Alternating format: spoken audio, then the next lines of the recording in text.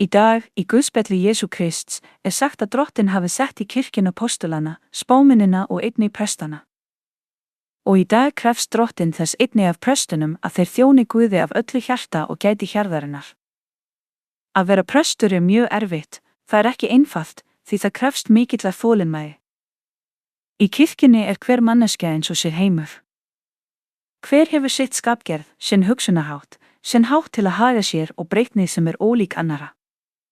Við stöndum einnig frammi fyrir vandamáli illra anda sem koma og taka sér bólfestu í fólki og einnig galdra og sauða sem leyfa slíkum öndum að dvelja meðal manna.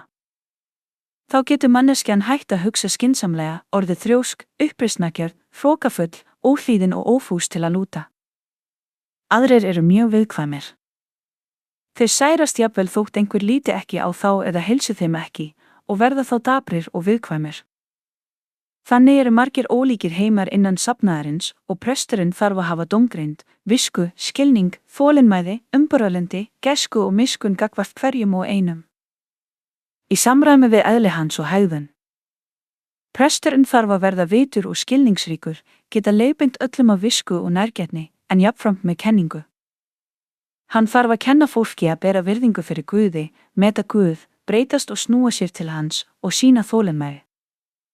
Þjónusta prestsins snýst ekki aðeins samskipti við fólk í söfnuðinum, heldur einnig í fjölskyldulífi þeirra. Hver og einn kemur með byrðar úr sínu heimili og presturinn þarf að kenna hvernig eigi að hegða sér gagnvart fjölskyldu sinni, maka og börnum, svo fólk forðist erfiðleika og þjóningu. Því margir koma í kirkjuna þreyttir og hlaðnir af vandamálum. Eins og sjá má starf prestsins erfitt og krefjandi. Það aðeins hægt að sinna því með hjálp Guðs og Guð hjálpar prestinum þegar hann gefur Guði það rými sem honum ber. Presturinn þarf að vera óaðfinnanlegur þannig að ekkert sé til að ámæla honum, heldur hafi hann menntun, þolinmæði, hógværð, miskunn, kærleika og. Presturinn þarf að vera óaðfinnanlegur þannig að ekkert sé til að ámæla honum, heldur hafi hann menntun, þolinmæði, hógværð, miskunn, kærleika og kenningu til að leiðrétta hvern og einn.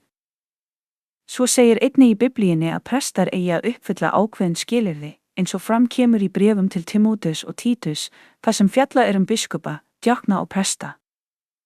Allir sem þjóna þurfa að uppfylla þessi skilyrði svo Guð sé ánægður með þá og með okkur öll. Þetta því erfitt og þungbært starf. Þess vegna þarf söfnuðurinn að biðja til Guðs fyrir prestinum og segja, Drottinn, styrktu prestinn, kendu honum og gef honum alla þær dyggðir sem þarf til að vera góður prestur, svo hann geti leitt okkur. Því hver og einn ber sínar byrðar og þarf leiðsögn, ráð og bænir.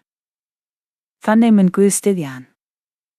Söfnuðurinn á að biðja fyrir prestinum, að Guð gefi honum visku svo hann uppfylli allar þær kröfur sem Drottinn setur og þannig getum við þjónað án þess að skammast okkar fyrir Guði. Sem vitnisburð má segja þetta, þegar Drottinn gaf mér þessa ábyrgð, lagði hann í hjarta mitt kærleika til allra manna, allra trúara. Hann gaf mér þann kærleika og ég leitast við að mæta öllum af ást og hlýju, kenna kenningu Drottins með virðingu og umhyggju, því hver manneskja mikilvæg. Þetta gjöf sem Drottinn hefur gefið mér og ég segi þetta sem vitnisburð. Þess vegna bið ég Drottinn að gefa öllum prestum það sama, öllum þeim fjölmörgu prestum sem starfa nú, svo þeir geti allir þjónað með kærleika og miskunn. Þá hlustar fólk, jafnvel sá sem uppreisnargjörn, því orð sem sögð í kærleika og miskunn snerta hjartað og leiða til breytinga. Þetta starf prestana. Og sum ykkar kölluð til þess að verða prestar, þið þekkið því skilyrðin. Og trúaðir vita líka að þeir þurfa að biðja fyrir prestunum. Þannig verður verk Drottins fullkomnað.